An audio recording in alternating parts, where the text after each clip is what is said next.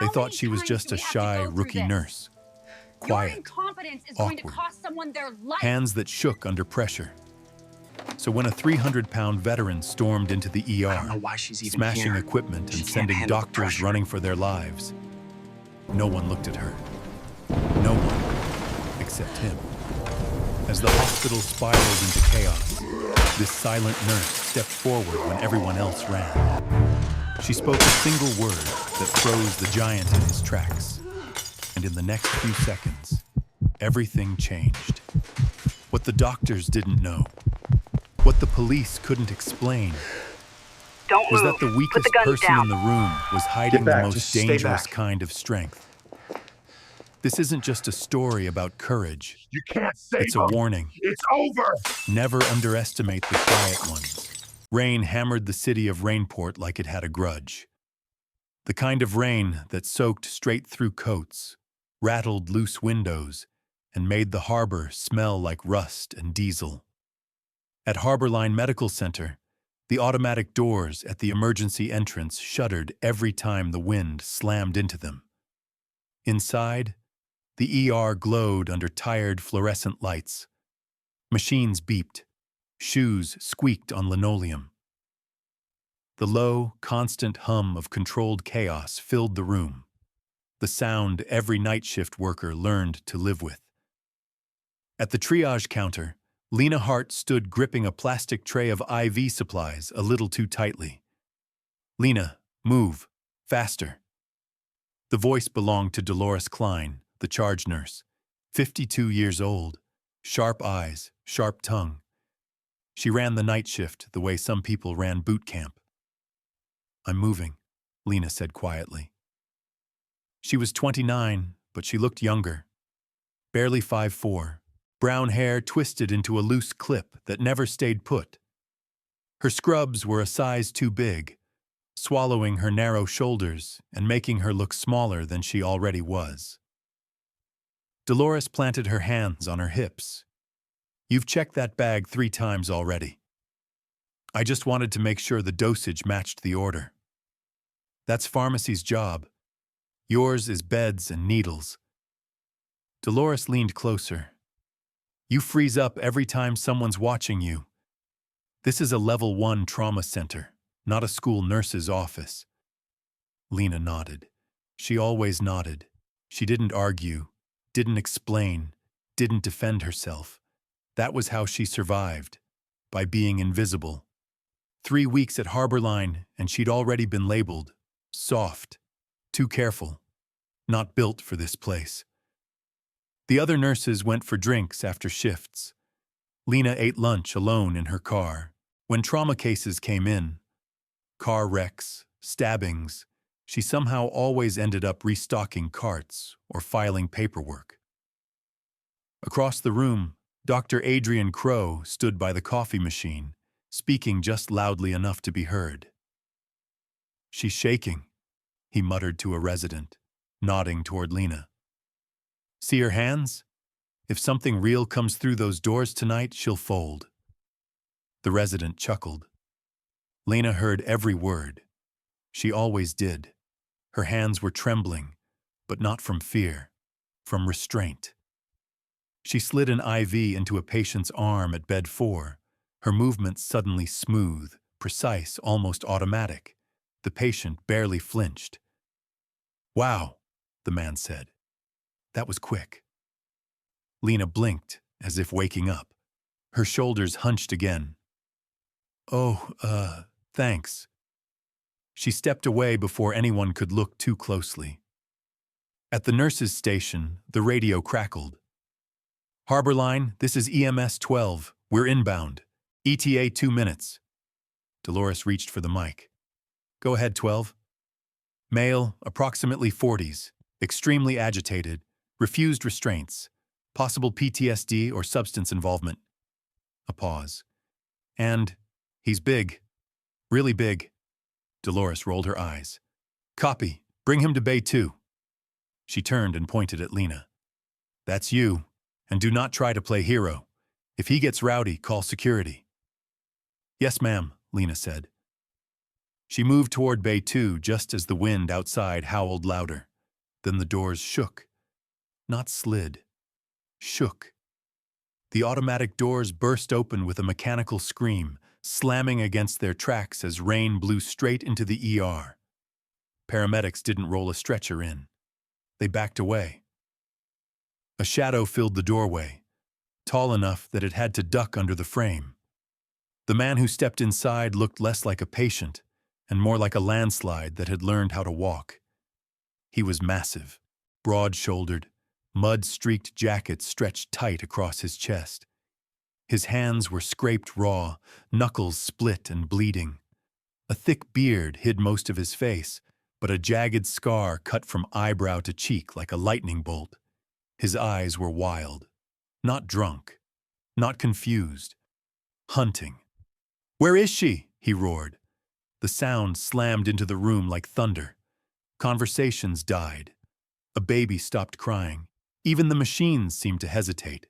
Dr. Crow stepped forward, irritated more than afraid. "Sir, you need to lower your voice. This is a hospital." The man's head snapped toward him. In his mind, Harborline wasn't a hospital. The lights became flares. The beeping monitors became radios. And Dr. Crow became something else entirely. The man surged forward. "Security!" Dolores screamed. Two guards rushed in. One reached for the man's arm.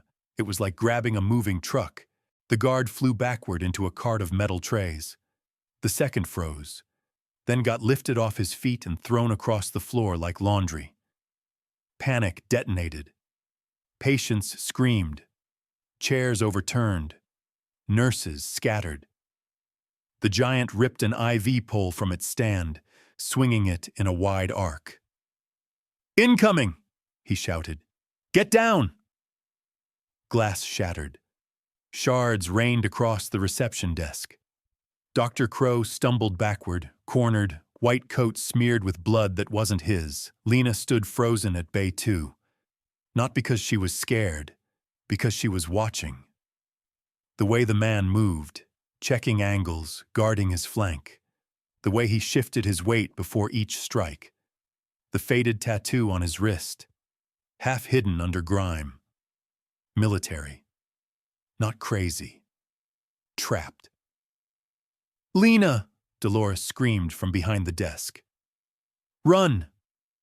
If she ran, someone would die. The man raised the IV pole again, this time over Dr. Crow's head. Lena let her tray fall. It hit the floor with a sharp clack. She stepped forward, slowly, deliberately. The giant turned, eyes locking onto her. For a heartbeat, everyone in the ER thought they were about to watch a woman get killed. Lena stopped 10 feet away. She didn't look at the weapon. She looked at his eyes, and when she spoke, her voice was not the voice of a trembling rookie. It was clear, firm, commanding. "Sergeant." The word cut through the chaos like a blade. The IV pole wavered. The room held its breath. The ER didn't just quiet down. It stopped. Like someone had reached into the room and turned the volume knob to 0. No screaming, no footsteps, no frantic chatter. Just rain tapping the glass and the thin, nervous beep of a heart monitor somewhere behind a curtain. The giant's IV pole hovered in the air, inches from Dr. Crow's head. His chest rose and fell like a bellows. His eyes were wide, frantic, feral. But when Lena said that one word, "Sergeant," something flickered across his face, a crack in the storm. He swung his head toward her, scanning her like she was a new threat he hadn't planned for. "Identify," he barked. His voice wasn't sloppy or drunk. It was clipped, controlled, a command voice, buried under panic. Lena kept her hands visible, palms open at chest height, fingers relaxed, non-threatening, but ready. Her own heart hammered so hard she could taste metal. She took one slow step forward, careful not to close distance too quickly, careful not to trigger the animal part of his brain. "Listen to me," she said, projecting from deep in her chest, not her throat. You're not in the field. You're in a hospital. You're safe. The sergeant's eyes darted past her shoulder, tracking movement, security crawling behind the counter, a nurse peeking out from behind a curtain. He saw enemies everywhere. No, he growled. They're here. They're all here. Dr. Crow let out a strangled sob, hands up like a hostage. Please, please, I don't. Doctor, Lena said without looking back, voice sharp now. Stay still, don't talk. Crow froze mid-plea. It was the first time anyone in that ER heard Lena Hart tell anyone what to do, especially a doctor. Dolores Klein's eyes widened from behind the desk. Lena focused on the giant again. Rainwater dripped off his jacket onto the clean hospital floor. Foreign blood, dark, sticky, was smeared across his knuckles. His beard was matted. His pupils looked too big for the light. But there was something else Lena could see, if you knew how to look. The way he positioned his feet. The way his shoulders squared. The way his eyes kept checking corners. He wasn't attacking randomly. He was clearing a room. He was fighting a battle that wasn't here. Lena swallowed, steadying her voice. Sergeant Maddox, she said. The name landed like a blow. The giant's grip tightened on the IV pole. His whole body tensed as if bracing for impact. How do you know that? He snapped. Lena didn't answer the question. She didn't have time. Instead, she used the only tool that could reach him where he was trapped, his reality. You're in a secure zone, she said. You're flagging friendlies. That man isn't your target. Maddox's eyes flickered toward Dr. Crow again. In Maddox's mind, the white coat wasn't a coat. It was a uniform. Where is she? Maddox roared. Where did you put her? Lena's throat tightened. She didn't know who she was, but the emotion in Maddox's voice wasn't rage. It was fear, like he'd lost someone and was about to lose them again.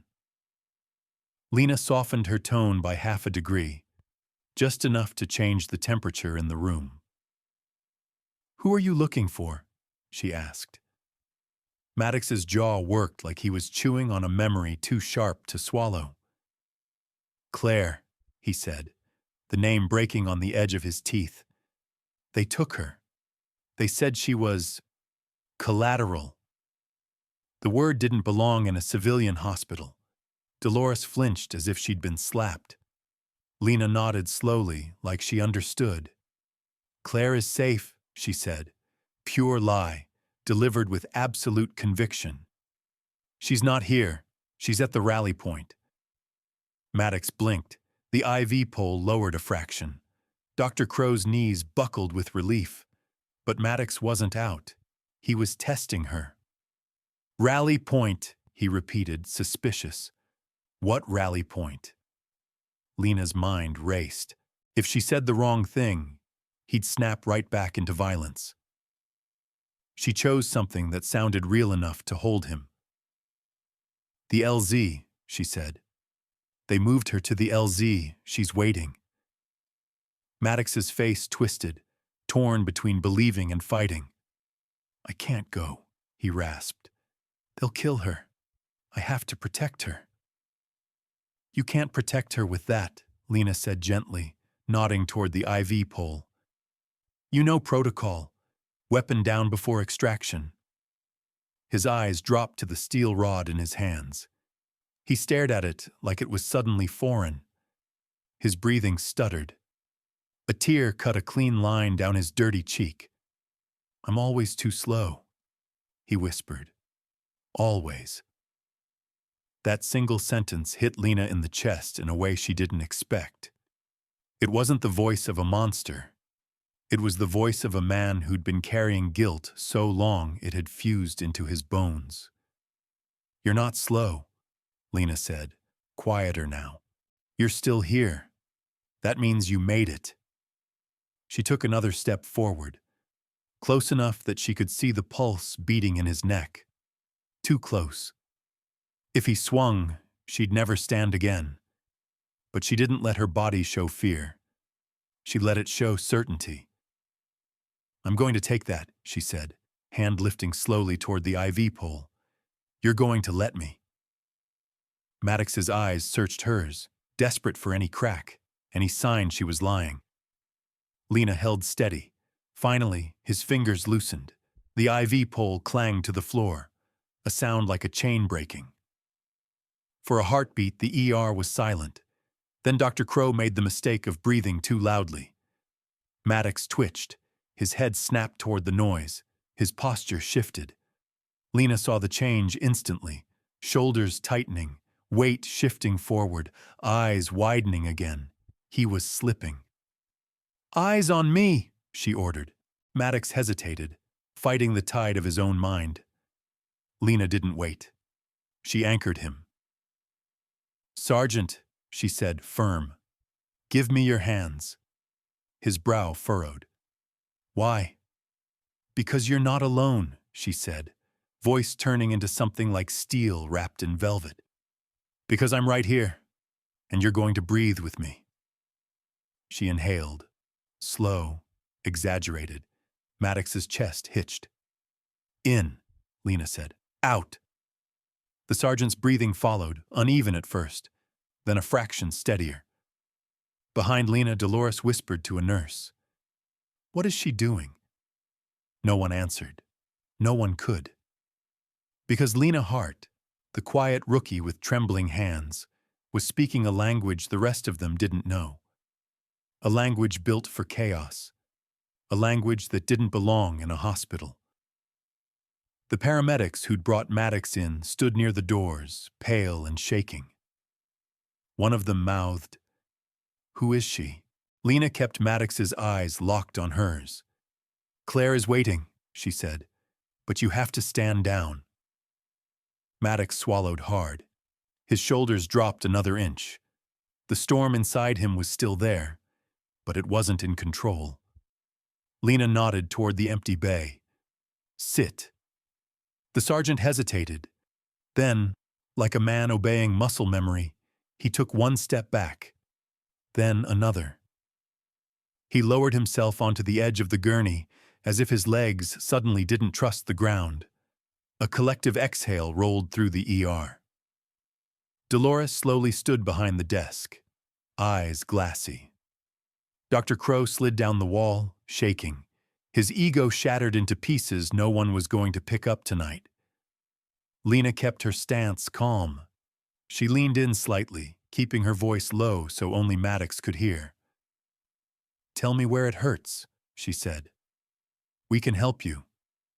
Maddox's eyes flickered, confused. "Help," he repeated, like it was a foreign concept. Then a sound cut through the room. A ding.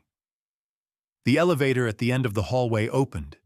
Two uniformed police officers stepped out, weapons drawn, shouting before they even cleared the doors. "Drop it! Hands up, now!" Lena's stomach dropped. She spun, raising one hand. "Stop!" she shouted. "He's de-escalated!" But the words were swallowed by adrenaline and authority. The officers saw only the destroyed desk, the bleeding guards, and a giant in torn military gear. Maddox's head snapped up. His eyes widened again, instantly flooded with a new reality. Ambush. His breath turned ragged. The storm returned, violent, sudden, absolute. He rose from the gurney like a mountain getting up. And this time, he didn't reach for the IV pole. He reached for Lena. The first thing Lena felt was pressure, not pain, pressure, like steel cables tightening around her throat. Maddox's hand closed around her neck in one brutal, efficient motion. He lifted her clean off the floor as if she weighed nothing at all. "Traitor!" he roared. The world tilted. The fluorescent lights smeared into white streaks. Lena's feet kicked uselessly in the air as the room exploded into screams. "Shoot him!" Dr. Crow shrieked from somewhere on the floor. "Shoot him now!" The police officers froze. Their guns were trained on Maddox's chest, but Lena's body was pinned directly between their line of fire. One wrong move, and they'd put a round through her spine. "Drop her!" one officer shouted. "Drop her or we fire!" Maddox didn't hear them. In his mind, Lena wasn't a nurse anymore. She was an infiltrator, a decoy, a voice that had tricked him into lowering his guard. His grip tightened. Black spots crept into the edges of Lena's vision. 3 seconds, her brain calculated. 4, maybe? This was the moment everyone expected panic. They expected her to claw at his wrist, to thrash, to beg. Lena did none of those things. Instead, she focused. She ignored the pain burning through her windpipe, ignored the screaming in her ears, ignored the instinct to fight like a victim. She fought like someone who knew exactly how a human body failed. Her legs snapped upward, wrapping around Maddox's massive bicep to anchor herself. The sudden movement surprised him. Just enough. Lena reached for his thumb. Not the wrist, the thumb. She bent it backward at the joint while simultaneously driving her elbow into the nerve bundle along his forearm. The effect was instant. Maddox howled, not in rage, but in shock, as his grip involuntarily released. Lena dropped hard, knees slamming into the floor as air tore back into her lungs. She didn't stay down.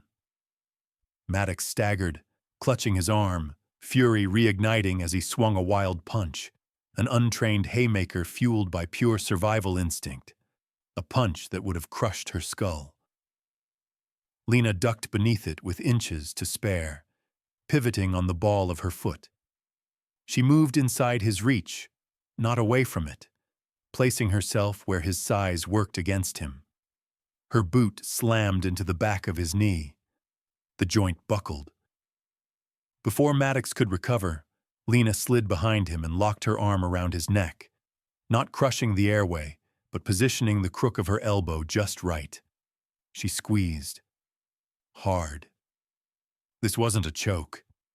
It was a vascular sleeper hold, designed to cut blood flow to the brain.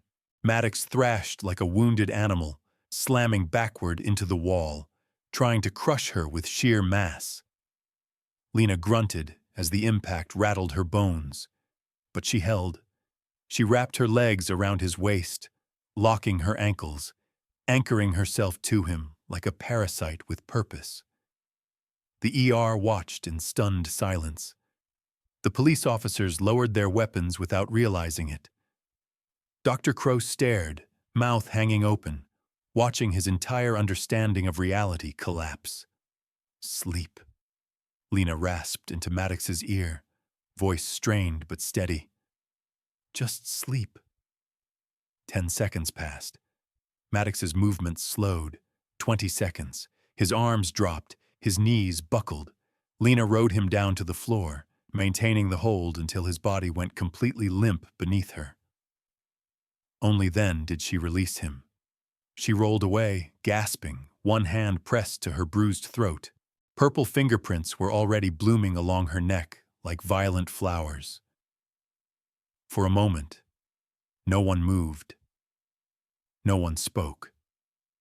The only sound was Lena's ragged breathing and the distant hum of a vending machine down the hall. Lena pushed herself into a seated position, adjusted her crooked hair clip, and pulled her oversized scrubs back into place with trembling fingers. Her hands were shaking again, but now everyone knew why. Dolores Klein slowly rose from behind the desk. "Jenkins," she whispered.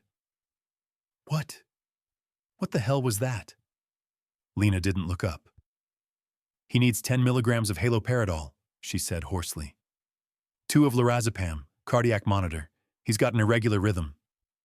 She got to her feet, legs unsteady. "I need a bathroom," she added softly. No one stopped her. The automatic doors to the staff hallway swung shut behind Lena, cutting off the noise of the ER like a guillotine. Inside the restroom, the silence was deafening. Lena gripped the porcelain sink with both hands, staring at her reflection in the cracked mirror. Her face was pale, her eyes too sharp. The bruises on her neck were darkening by the second. "Stupid," she whispered to herself. "Stupid." She splashed cold water on her face, trying to wash away the adrenaline that made her teeth chatter. For 3 years, she had stayed invisible. For 3 years, no one had seen her. And now the mask was broken. Outside, Maddox lay restrained and sedated, surrounded by police and nurses who looked at him with fear, and at Lena with something far worse: awe. Captain Ron Vance stood near the foot of the gurney, arms crossed, eyes locked on Maddox's unconscious body. He'd seen bar fights, gang takedowns, domestic standoffs, but what he'd just witnessed didn't belong to any of that. He crouched, studying the angle of Maddox's neck, the placement of Lena's arm, the precision. "That wasn't self-defense class," he muttered. Dr. Crow paced nearby, face flushed with a mix of humiliation and rage. "She's lying," Crow snapped. "You saw it. That wasn't panic. That was training." Vance looked up. "Easy, doctor." "No," Crow pressed. "I checked her file. School nurse in Ohio. No military background, no combat training. And yet she dismantled a 200-plus-pound combat veteran in under 30 seconds. Vance straightened slowly. "That woman saved your life." Crow scoffed. "She nearly got herself killed." Vance's eyes hardened. "So did every hero I've ever met." Crow didn't answer. Instead, he pulled out his phone, fingers shaking with barely restrained excitement. He dialed a number he hadn't used in years. Meanwhile, in the bathroom, Lena pressed an ice pack to her throat, forcing her shoulders to hunch again, forcing her posture back into the familiar shape of the mouse. A soft knock sounded on the door. "Lena?" Dolores's voice was different now. Not sharp, not angry. Afraid. "The police want to talk to you," Dolores said quietly. "In the break room." Lena closed her eyes. The questions were coming, and questions were dangerous. She straightened her scrubs, lowered her gaze, and opened the door. The mouse stepped back into the hallway, but the wolf had already been seen.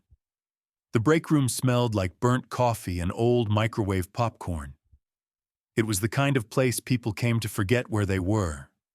Cheap chairs, flickering lights, a clock that ticked too loudly when the room went quiet. Right now, it was very quiet. Lena sat at the small round table, shoulders hunched, hands folded in her lap. The ice pack Dolores had given her pressed cold against the bruises on her throat. Purple fingerprints were already blooming beneath the plastic. Across from her sat Captain Ron Vance. He didn't open his notebook right away. He just watched her. Years of police work had taught him that silence made people talk, or break. Beside the counter, Dr. Adrian Crow paced back and forth, checking his phone every few seconds like a man waiting for permission to be angry. Vance finally spoke.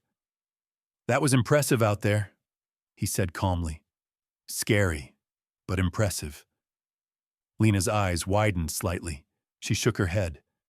"I was scared. I panicked."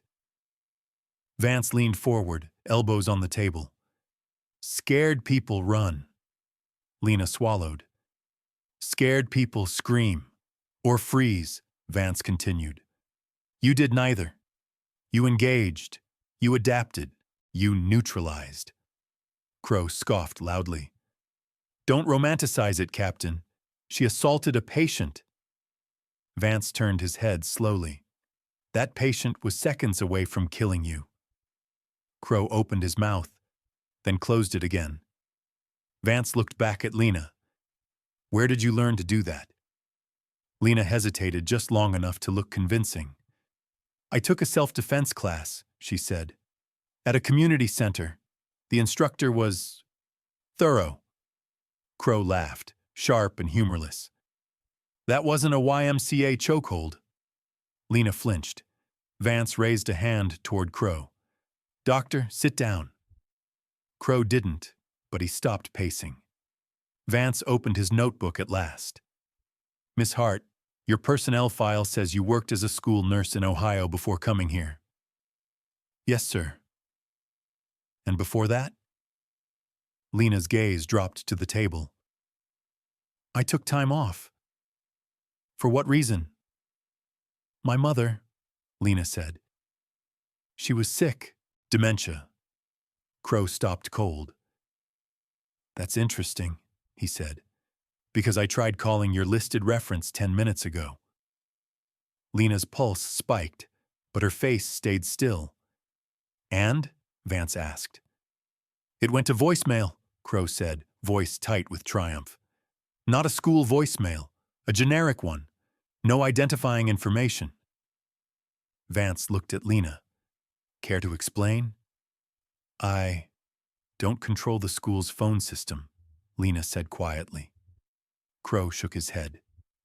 Your nursing license checks out, but it was issued exactly 3 years ago. No renewals, no previous employment records, no continuing education listed before that.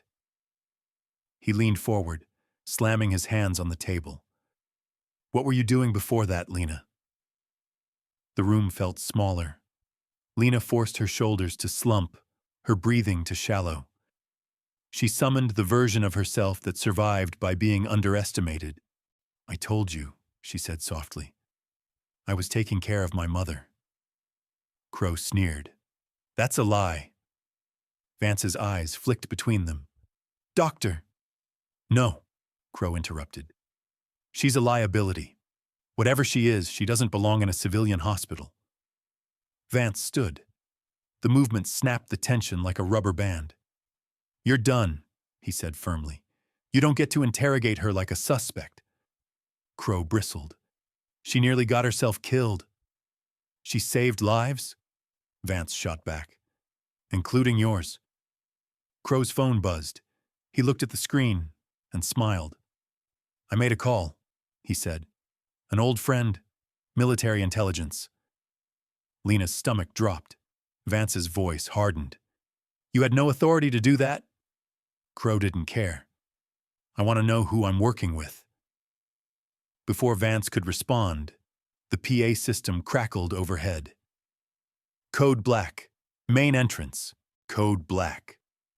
The words echoed down the hallway like a gunshot. Lena froze. Vance swore under his breath.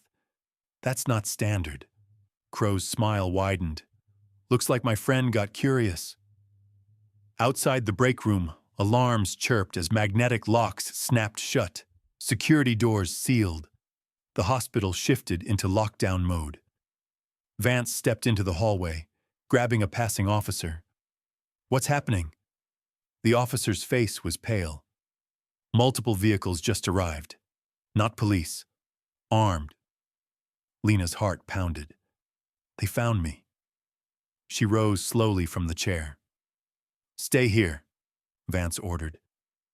Lena nodded, but her feet carried her to the doorway anyway. She peered down the main corridor just as the sliding doors at the ER entrance were forced open. They didn't burst.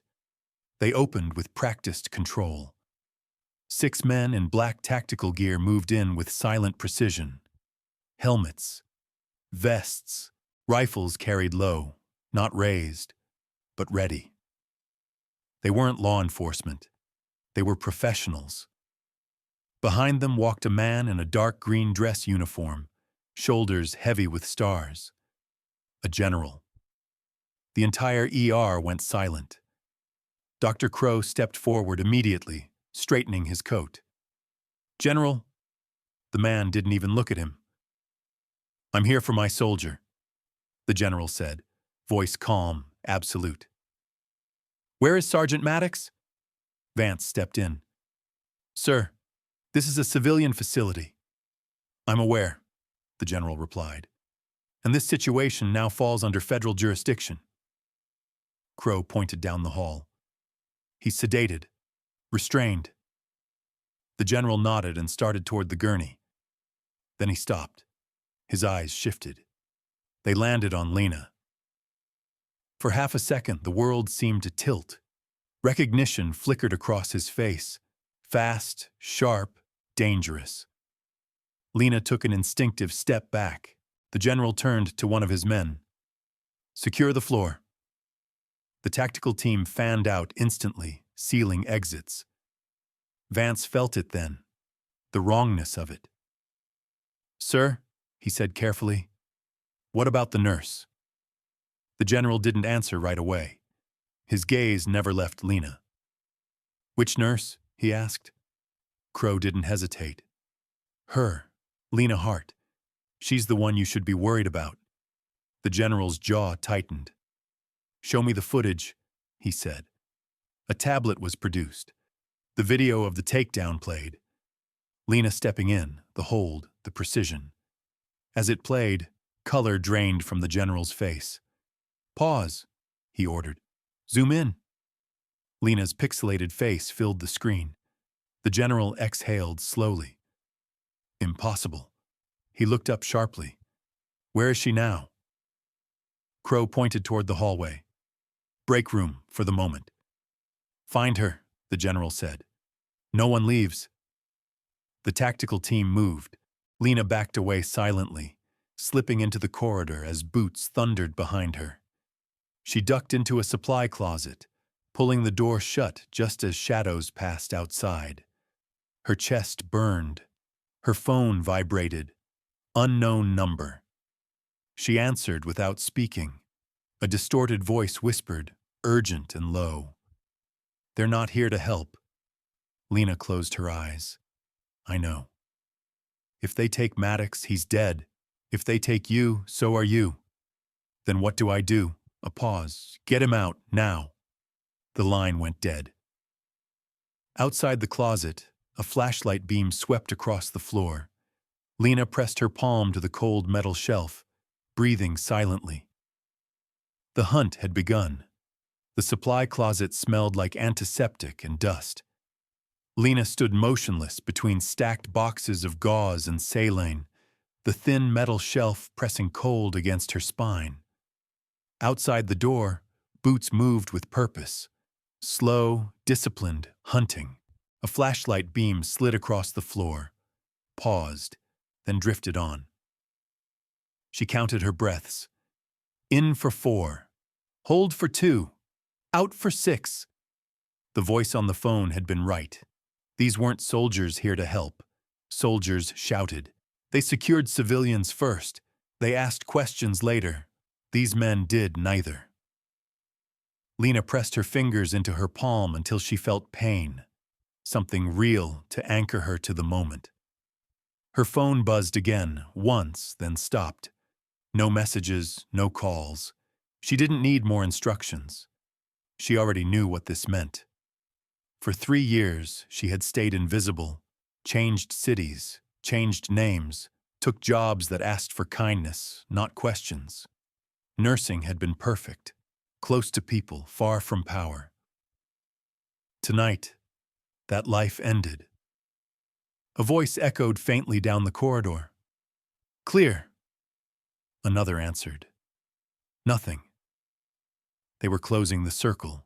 Lena eased the closet door open a fraction and peered through the crack. The hallway was empty, for now. She slipped out and moved low and quiet, shoes barely whispering against the linoleum. She didn't head for an exit. She turned back toward the ER. You're insane, a small voice whispered in her head. You got a chance to disappear. She ignored it, because if she left now, Maddox would die. She knew how this worked. Sedated, restrained, classified problem, classified solution. A memory rose unbidden. Another night, another hallway, another man strapped to a bed while people in clean uniforms discussed containment. She shook it off. The ER looked different now. quieter, controlled. Tactical silhouettes stood where nurses had been minutes earlier. Maddox lay strapped to a gurney, chest rising shallowly beneath stained sheets. Two armed men stood watch. Lena crouched behind a supply cart, eyes narrowing. Two guards, rifles, no medic in sight. Not standard procedure. She scanned the room, mapping angles and distances the way her body remembered, even when her mind tried to forget.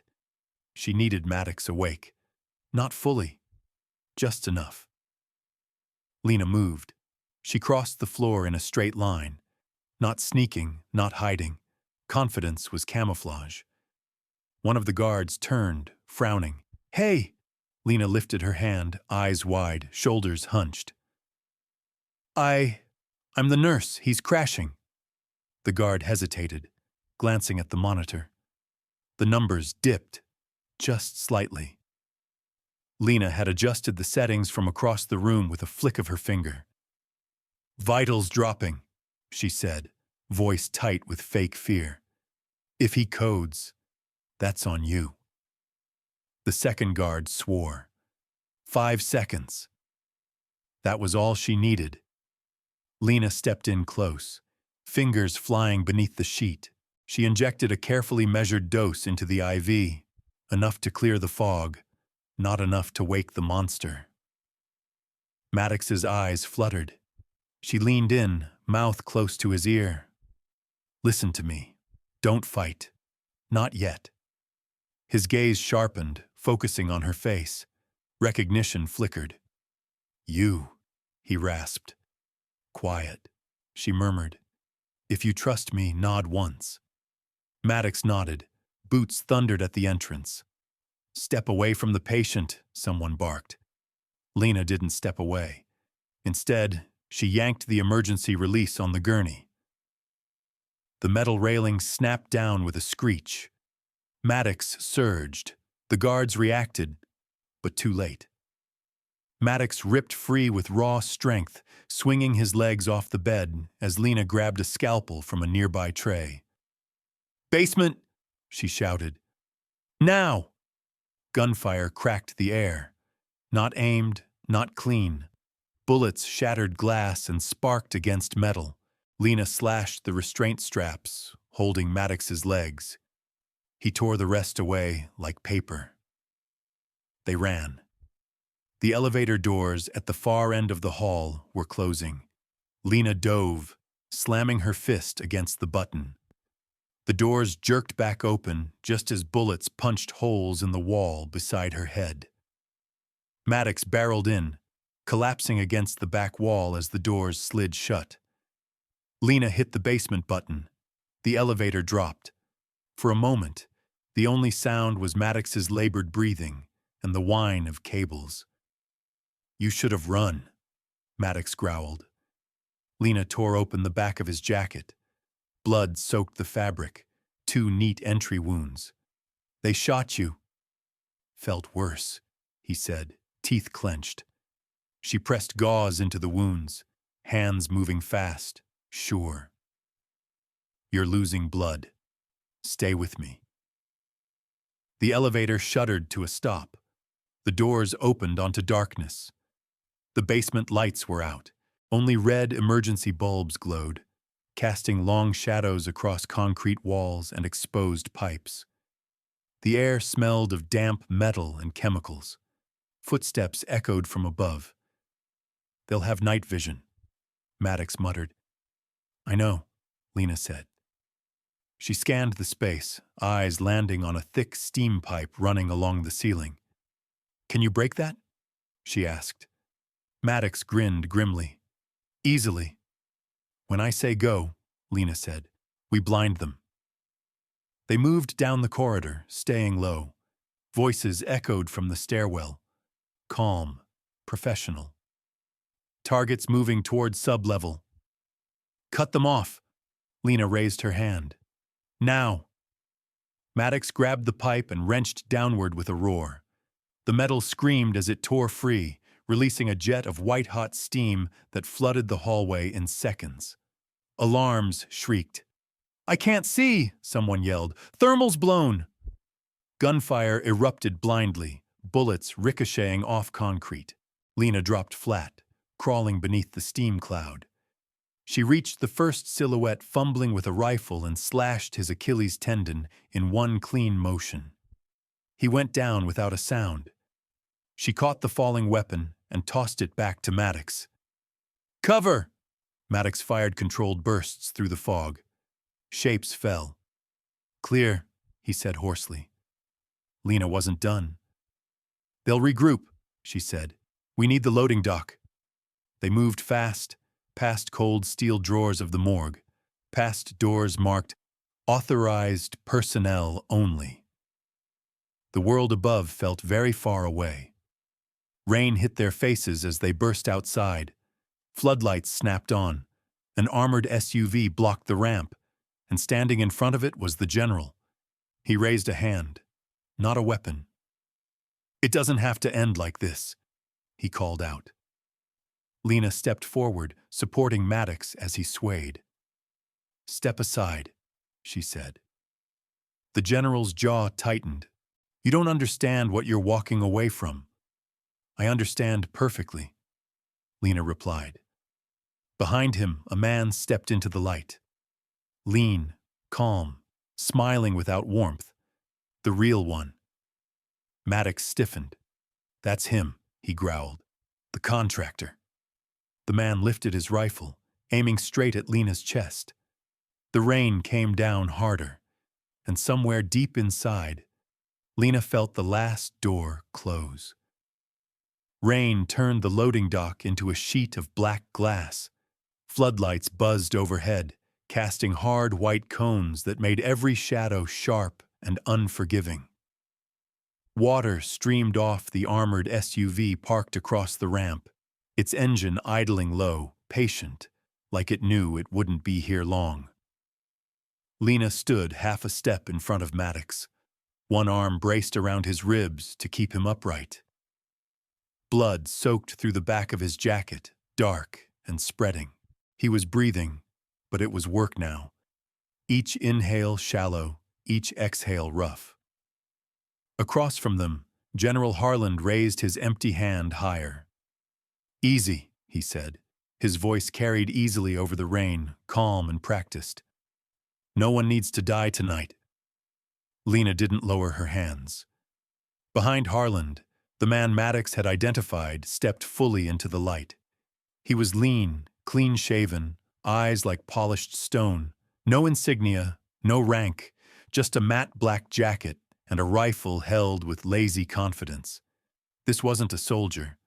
This was a contractor. You should listen to him, the contractor said mildly.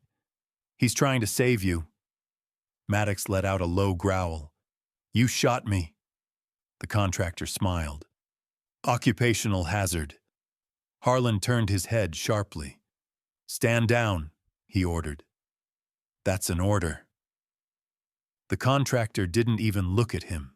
Sir, he said, still smiling, with respect, you don't give me orders anymore.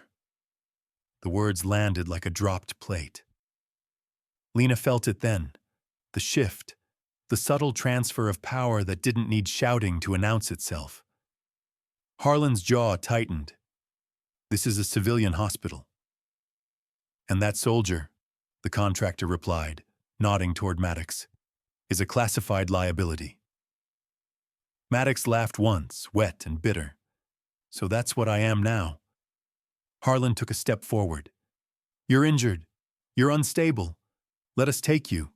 We'll get you help. Help, Maddox repeated, tasting the word. Like you helped my squad? Silence fell, broken only by rain hitting metal. Harlan's eyes flickered. Lena saw it. Guilt. Operation Northwake was compromised, Harlan said carefully. We made hard calls. You hired him, Maddox snapped, jerking his chin at the contractor. Off book, black money. When it went bad, you buried us. The contractor sighed, as if bored. You're emotional, Sergeant. Maddox's knees buckled slightly. Lena tightened her grip. Enough, Harlan said. We can still control this. Stand down, both of you. The contractor's smile faded. You really don't get it, he said. You're not the one cleaning up tonight. Before Lena could react, the contractor's hand flashed. Bang! The sound was deafening. Harlan staggered backward, staring at his chest in disbelief as red bloomed across his uniform. He collapsed onto the wet concrete, rain mixing with blood. Lena gasped. No! She shouted. The contractor didn't look at the general's body. He lifted his rifle calmly. End it, he said into his comm. Full sweep. From the shadows, 2 more armed men stepped forward, weapons trained. Maddox moved first. He shoved Lena backward behind a concrete pillar just as gunfire erupted. Bullets sparked against the pillar's edge, showering them with fragments. Stay down, Maddox roared. He stepped out into the open, into the rain, into the gunfire. The contractor adjusted his aim. Big mistake, Maddox charged. Rounds slammed into Maddox's vest and shoulders, spinning him sideways, but he didn't stop. Momentum carried him forward like a freight train.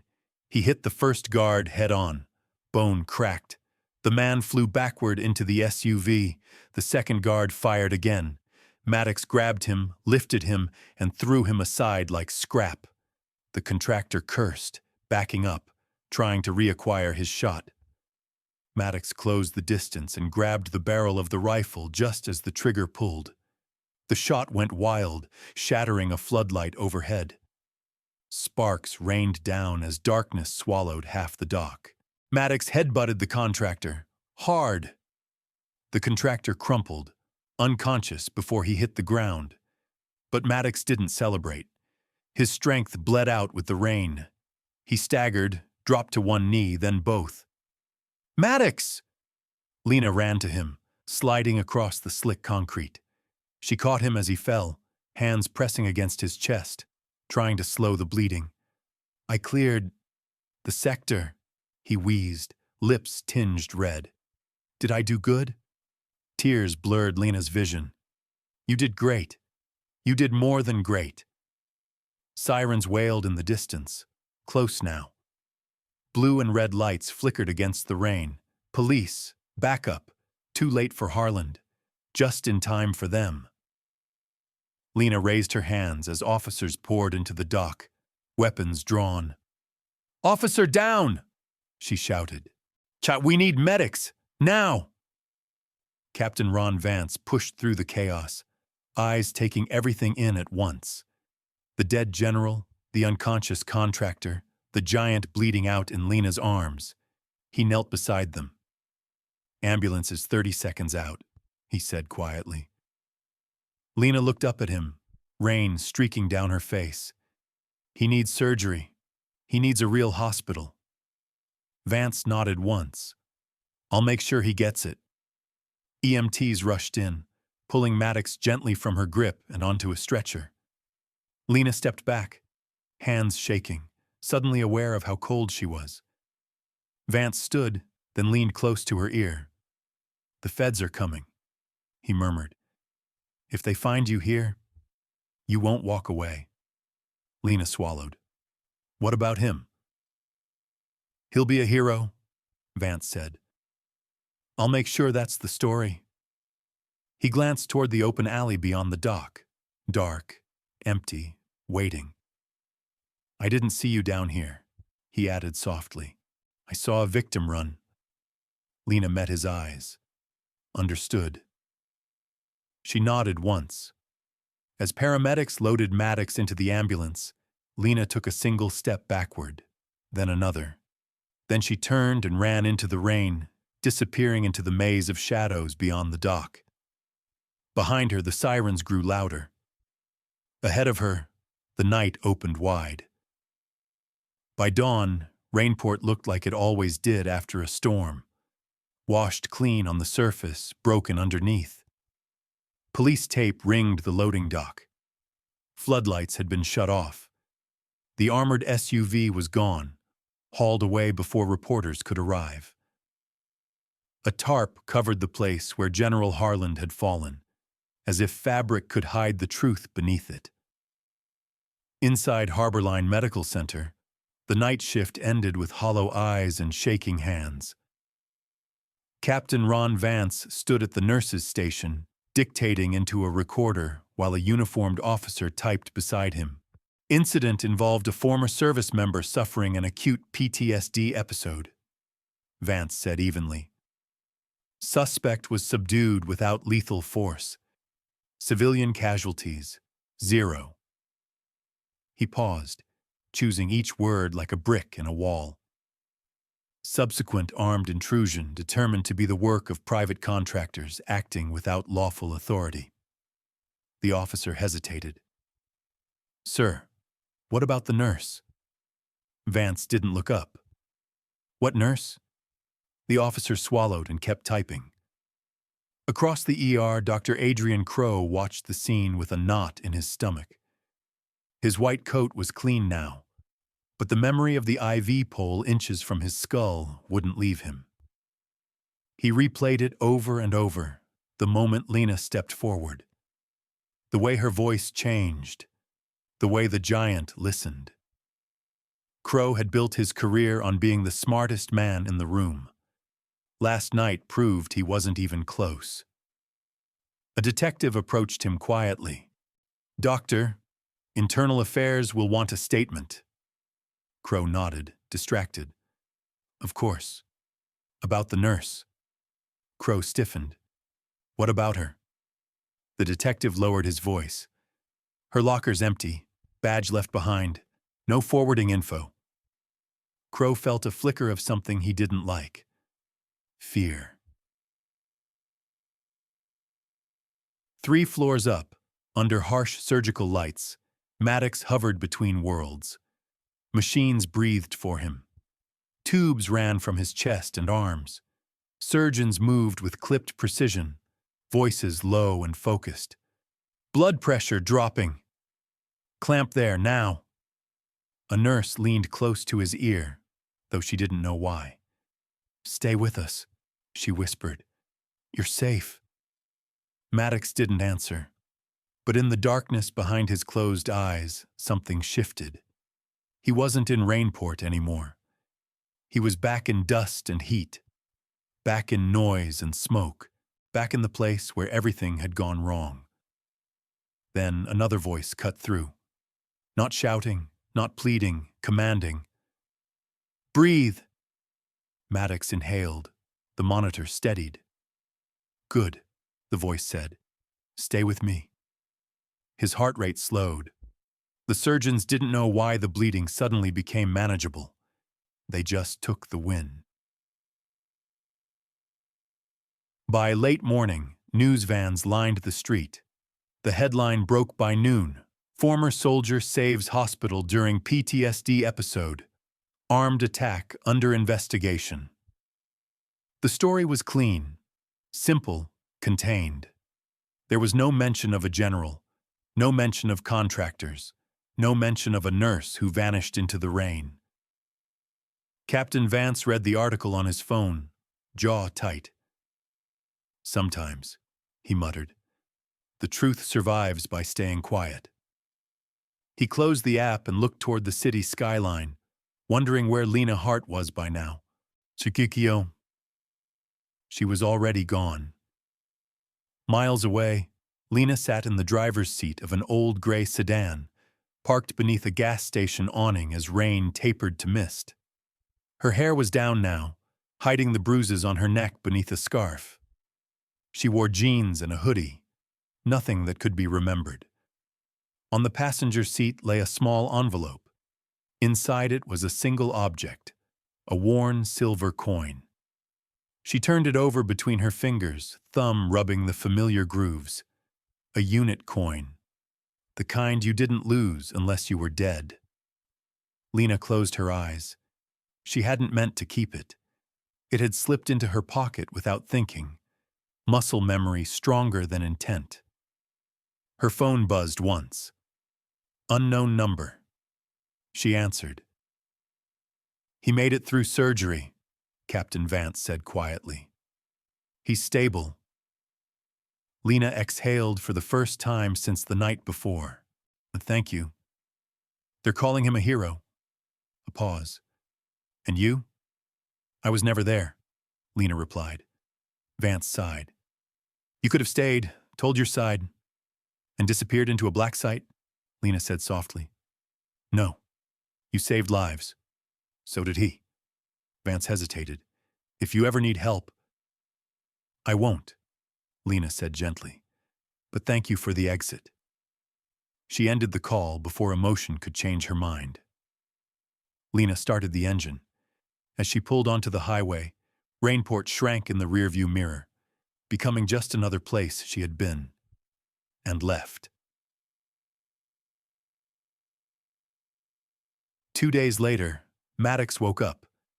Sunlight streamed through a narrow window.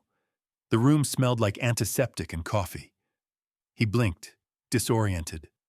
A nurse noticed and smiled. Welcome back. Where? His voice was hoarse.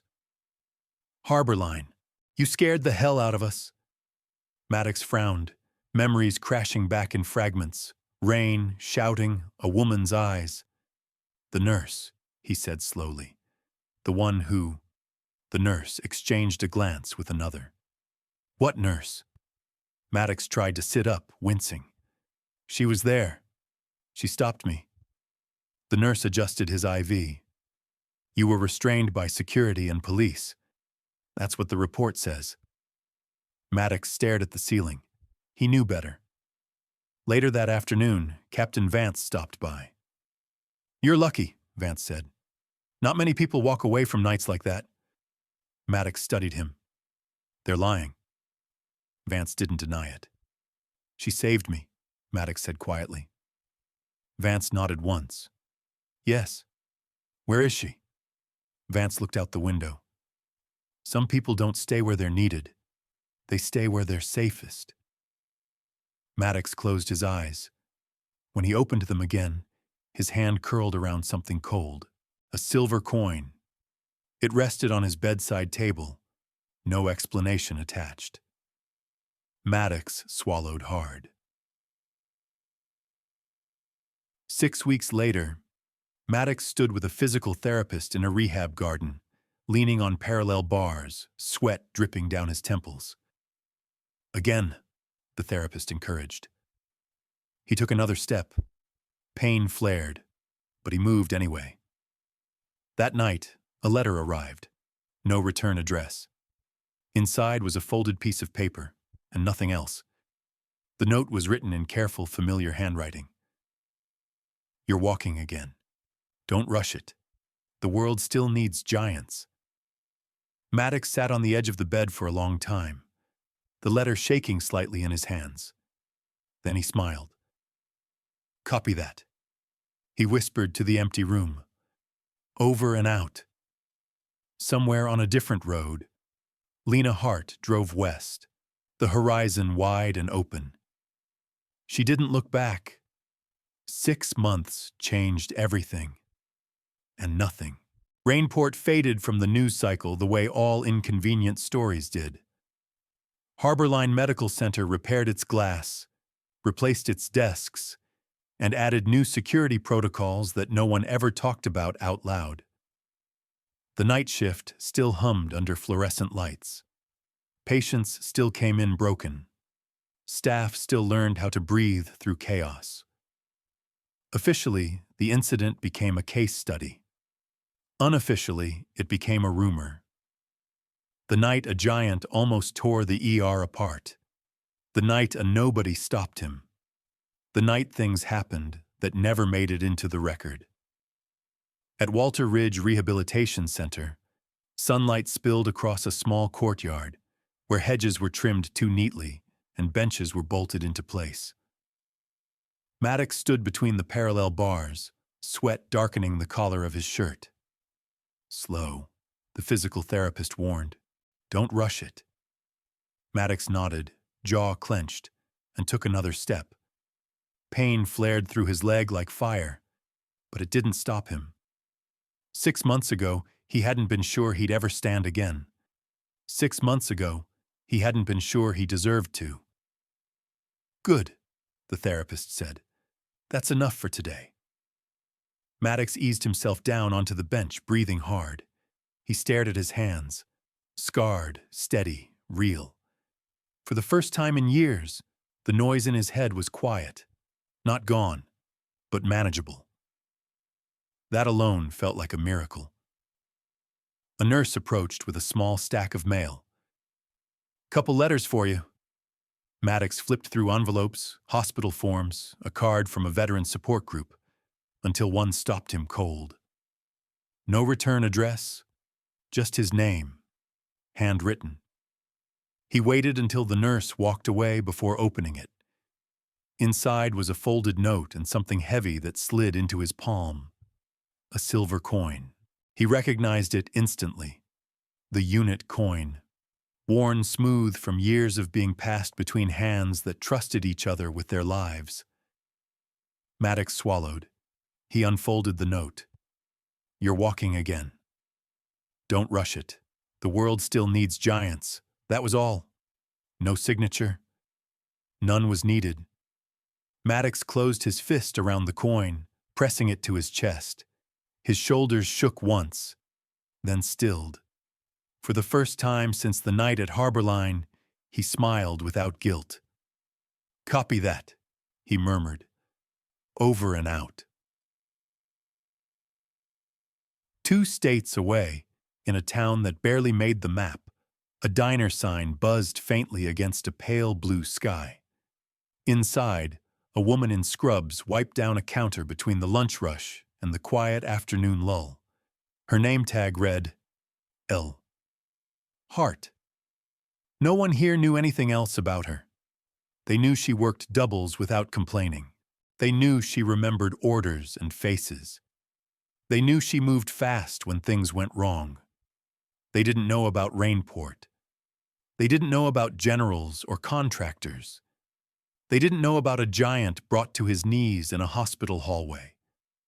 And they didn't need to. A man at the counter winced as she cleaned a cut on his hand. "Easy there," he muttered. "Look at the clock," she said calmly. "Breathe with me." Her hands were steady, always had been. Later that evening, Lena stepped outside into the fading light, rolling her shoulders to ease the ache that never fully left. She leaned against her car, watching traffic pass, feeling the familiar weight of the silver coin in her pocket. She didn't think of herself as a hero. Heroes got statues. Heroes got speeches. Heroes got remembered. She had learned a long time ago that the people who made it home were the ones who stayed quiet. Her phone buzzed. Unknown number.